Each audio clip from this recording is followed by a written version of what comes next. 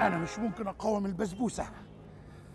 طبعا طالما بنتكلم في البسبوسه يبقى لازم هندوق البسبوسه بتاعه كويدر في مدينه نصر في شارع عباس عقاد، من اشهر الناس اللي بتعمل البسبوسه.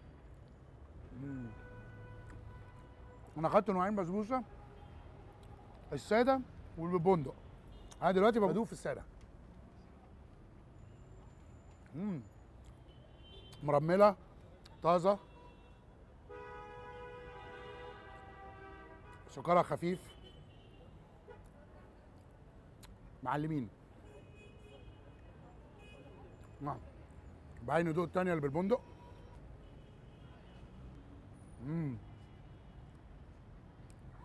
واضح ان الخلطه كمان بيبقى فيها حاجه غير البندق اللي مرشوش على الوش، لانها اغمق من التانية.